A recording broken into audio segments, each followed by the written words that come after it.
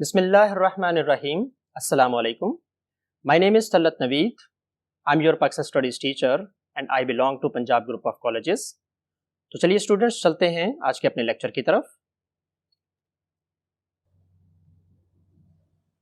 جی students, آج کا ہمارا لیکچر جس عنوان پر مشتمل ہے اس کا نام ہے 1973 کے آئین کی اسلامی دفعات، Islamic provisions of the constitution of 1973. Student, اس ٹاپک پر بھی ایکسرسائز میں ایک طویل سوال لکھا گیا ہے جس کی اسٹیٹمنٹ کچھ اس طرح سے ہے کہ 1973 کے آئین کی اسلامی دفعات کا جائزہ لیں. Analyse the Islamic provisions of 1973 constitution. تو اس کویشچن کو جب آپ اٹیمپٹ کرنا شروع کریں گے تو اس میں بھی آپ ایک پس منظر پہلے ہیڈنگ دیں گے، اس کی ایک بیک گراؤنڈ لکھیں گے. اس کا بیک گراؤنڈ میں یہ آئین کس طرح سے تشکیل دیا گیا تھا اور اس کا نفاذ کیسے ہوا، وہ چند ایک واقعات کو آپ اس میں لکھیں گے. 1970 کی منتخب شدہ قومی اسمبلی کو ملک کے لیے نیا آئین مرتب کرنے کی ذمہ داری سونپی گئی. قومی اسمبلی نے اس مقصد کے لیے 17 اپریل 1972 کو ایک آئین ساز کمیٹی تشکیل دی جس میں ان تمام سیاسی جماعتوں کے نمائندے شامل تھے جن کی قومی اسمبلی میں نمائندگی تھی. اس کمیٹی کا سربراہ ماہر قانون میاں محمود علی قصوری کو مقرر کیا گیا. ان کے استعفے کے بعد عبدالحفیظ پیرزادہ کو کمیٹی کی سربراہی سونپی گئی. اس کمیٹی نے اپنی سفارشات ایک مسودہ کی شکل میں 31 دسمبر 1972 کو قومی اسمبلی میں پیش کی. قومی اسمبلی نے ان سفارشات اور آئینی مسودہ کا تفصیلی جائزہ لینے کے بعد 10 اپریل 1973 کو اسے منظور کر لیا.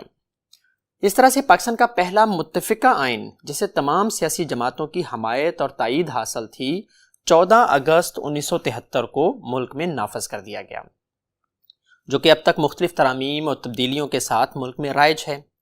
دستور 1973 میں وہ تمام اسلامی دفعات شامل کی گئی تھیں جو پہلے دساتیر یعنی کہ 1956 اور 1962 کے دساتیر میں موجود تھیں، بلکہ ان میں مزید اضافہ بھی کیا گیا تھا. 1973 کے دستور کی نمایاں اسلامی دفعات کا اب ہم جائزہ لیتے ہیں. اس میں اب سب سے پہلے ہیڈنگ لکھیں گے اللہ تعالیٰ کی حاکمیت، سوورینٹی آف اللہ.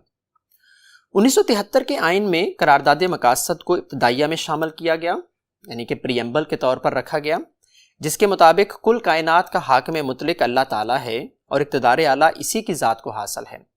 پاکستان کے عوام اقتدار اعلیٰ کو ایک مقدس امانت سمجھتے ہوئے قرآن و سنت کی حدود کے اندر رہتے ہوئے استعمال کرنے کے پابند ہیں اور اپنے منتخب نمائندوں کے ذریعے پاکستان کے عوام اس اختیار کو استعمال کرتے ہیں. اس کے بعد دوسرا پوائنٹ، ملک کا نام، کنٹریز نیم.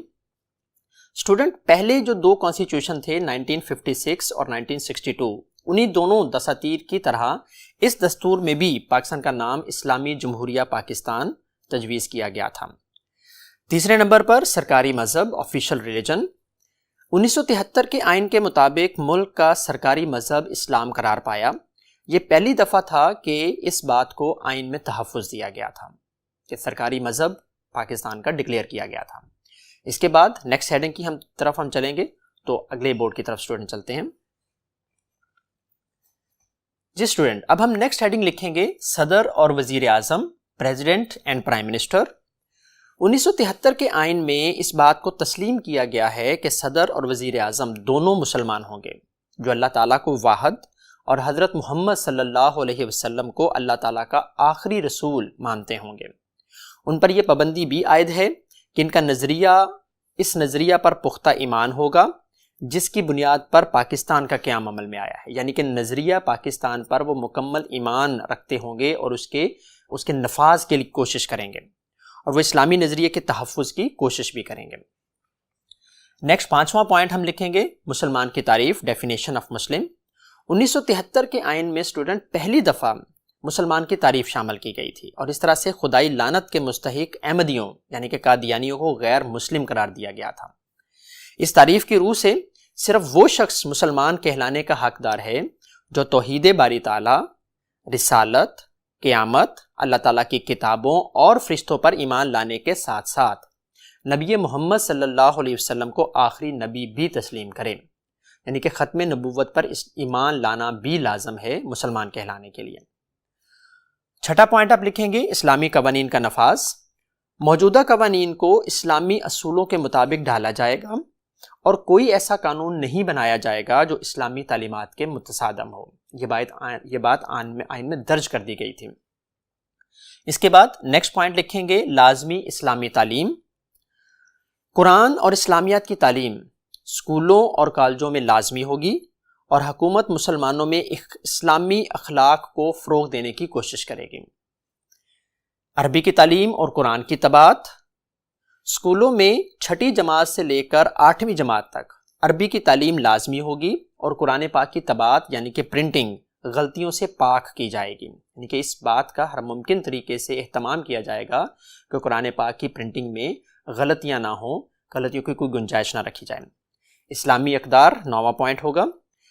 آئین میں اس بات کی وضاحت کی گئی ہے کہ اسلامی اقدار یعنی کہ جمہوریت، آزادی، انصاف، رواداری اور مساوات وغیرہ یہ سب اقدار آئین کا حصہ ہوں گے، نیز معاشرتی انصاف پر مبنی اسلامی نظام قائم کیا جائے گا۔ اس کے بعد نیکسٹ ہیڈنگ اگلے بورڈ پر اسٹوڈنٹس۔ جی اسٹوڈنٹ نیکسٹ ہیڈنگ یعنی کہ پوائنٹ نمبر 10 ہوگا اسلامی طرز زندگی۔ پاکستان کے عوام کو ایسے حالات مہیا کیے جائیں گے کہ مسلمان اپنی انفرادی اور اجتماعی زندگیاں اسلام کے مطابق ڈھال سکیں، ان کے لیے اس بات میں آسانی ہو کہ وہ اسلامی احکامات پر عمل کر سکیں۔ 11واں پوائنٹ رکھا گیا زکوٰۃ اور عشر کے حوالے سے۔ 1973 کے آئین کے مطابق حکومت زکوٰۃ اور عشر کا نظام قائم کرے گی۔ زکوٰۃ یعنی کہ ہماری جو بچت ہوتی ہے اس پر 2.5% حصہ ہوتا ہے، اور عشر زرعی پیداوار کا 10واں حصہ ہوتا ہے۔ زکوٰۃ کونسلیں بھی قائم کی جائیں گی۔ محکمہ زکوٰۃ کا عملہ زکوٰۃ وصول کر کے اسے ملک اور عوام کی فلاح و بہبود پر خرچ کرے گا۔ اسلامی ثقافت کی آئینہ دار عمارات اور جامع مساجد کی دیکھ بھال محکمہ اوقاف کی ذمہ داری ہوگی۔ اس کے بعد 12ویں نمبر پر پوائنٹ ہے، لکھیں گے آپ سود کا خاتمہ، ایلیمینیشن آف ربا۔ حکومت سود کے نظام کو ختم کرے گی اور ملکی معیشت کو سود سے پاک کیا جائے گا، لیکن صد افسوس کہ ابھی تک اس کا اہتمام نہیں کیا جا سکا۔ 13ویں نمبر پر ہم پوائنٹ لکھیں گے اسلامی نظریاتی کونسل، اسلامک ایڈیالوجیکل کونسل۔ 1973 کے آئین کے تحت اسلامی نظریاتی کونسل قائم کی جائے گی جو قوانین کو اسلام کی تعلیمات کے مطابق بنانے میں صدر اور قانون ساز اداروں کی رہنمائی کرے گی، اور موجودہ قوانین کو بھی اسلام کے مطابق ڈھالے گی۔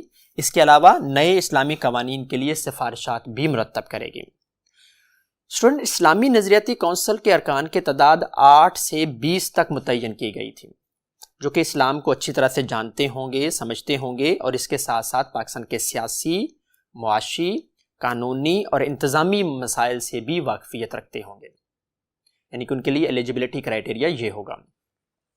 14ویں نمبر پر پوائنٹ آپ لکھیں گے اسلامی نظریے کا تحفظ۔ آئین میں صدر، وزیر اعظم اور دیگر اعلیٰ عہدیداروں، وہ اعلیٰ عہدیدار کون کون سے ہیں؟ جیسے کہ ممبران پارلیمنٹ ہیں، صوبائی اسمبلیوں کے ممبران ہیں، گورنرز، وزرائے اعلیٰ، وفاقی اور صوبائی وزراء وغیرہ، ان سب کو اپنے عہدوں کا حلف اٹھاتے وقت یہ عہد کرنا پڑتا ہے کہ وہ اسلامی نظریے کے تحفظ کے لیے جو قیام پاکستان کی بنیاد ہے اس کے لیے مکمل جد و جہد کریں گے۔ یہ حلف میں شامل کیا گیا ان کے۔ 15ویں نمبر پر پوائنٹ عوامی نمائندوں کے اوصاف۔ 2 مارچ 1985 کو 1973 کے آئین میں ہونے والی 8ویں ترمیم کے تحت عوامی نمائندوں کے لیے اسلامی اوصاف کا ہونا لازم قرار دیا گیا، یعنی کہ یہ 8ویں ترمیم کی گئی تھی 1973 کے آئین میں، جس میں یہ پوائنٹ شامل کیا گیا تھا، یعنی کہ وہ تمام عوامی نمائندے متقی، پرہیزگار اور اعلیٰ سیرت و کردار کے مالک ہوں گے۔ پھر 16ویں نمبر پر پوائنٹ ہوگا سماجی برائیوں کا خاتمہ۔ عصمت فروشی یعنی کہ فحاشی کا کاروبار، جوا، گیمبلنگ، غیر اخلاقی لٹریچر کی اشاعت اور فروخت پر مکمل پابندی عائد کی جائے گی۔ اس کے علاوہ طبی مقاصد اور غیر مسلموں کے مذہبی مواقع کے علاوہ شراب نوشی پر بھی مکمل پابندی ہوگی۔ نیکسٹ پوائنٹ کے لیے نیکسٹ بورڈ کی طرف آئیں اسٹوڈنٹس۔ 17ویں نمبر پر پوائنٹ بنے گا اتحاد عالم اسلام، unity of the Muslim world. Pakistan اسلامی اخوت کی بنیاد پر مسلم دنیا سے اچھے تعلقات استوار کرے گا، کیونکہ پاکستان خود ایک اسلامی نظریے کی بنا پر مارد وجود میں آیا ہے۔ بین الاقوامی تنازعات کو پرامن ذرائع سے حل کرنے کی حوصلہ افزائی کی جائے گی اور بین الاقوامی امن و سلامتی کے لیے جدوجہد کی جائے گی۔ 18واں اور آخری پوائنٹ آپ لکھیں گے اقلیتوں کے مذہبی حقوق، religious rights of the minorities.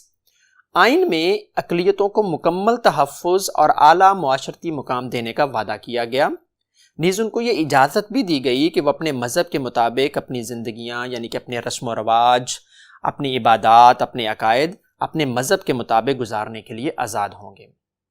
تو یہ چند ایک پوائنٹ آپ اسٹوڈنٹس اس کویشچن کے تحت ڈسکس کریں گے۔ آخر میں آپ حاصل کلام لکھیں گے، اس کا ایک کنکلوژن لکھیں گے جس میں آپ چند ایک باتیں ڈسکس کریں گے۔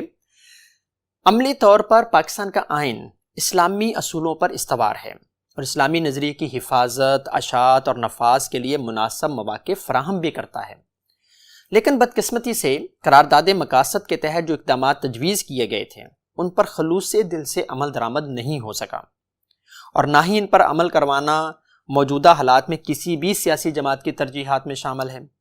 اس کی بنیادی وجہ ہمیشہ سے ہمارے ہاں چند ایسے با اختیار لوگ رہے ہیں جو انگریز کے بنائے ہوئے قوانین کو ترک کرنے کے لیے آج تک تیار نہیں ہیں۔ ہمارے ملک کا ایک طبقہ ملک کو سیکولر بنانے کے لیے ہمیشہ سے کوشاں رہتا ہے۔ ان لوگوں کی سازشوں کی وجہ سے بھی اسلامی قوانین کا نفاذ تاحال ممکن نہیں ہو سکا۔ اس کے علاوہ علماء کے باہمی اختلافات اور اسلامی شریعت کی اپنے اپنے نقطہ نظر سے تشریح کرنا بھی ایک رکاوٹ ہے۔ اسلامی قوانین کو نفاذ کرنے کے متعلق مختلف نعرے لگانا اور اسلامی قوانین کے سلسلے میں ابہام یعنی کہ کنفیوژن پیدا کر دینا بھی اس مشکلات میں اضافے کا سبب بنا ہے۔ اس کے علاوہ عوام کا تعلیم یافتہ نہ ہونا یا نوخواندگی کا بہت زیادہ ہونا، ملک کے معاشی حالات بھی اسلامی قوانین کے نفاذ میں ایک مسلسل رکاوٹ بنے ہوئے ہیں۔ یہ پوائنٹس آپ اسٹوڈنٹس میں ڈسکس کریں گے، یہاں تک ہمارا یہ ٹاپک جو ہے وہ ختم ہو جائے گا۔ اگلے ٹاپک تک کے لیے اجازت دیجیے، اللہ حافظ۔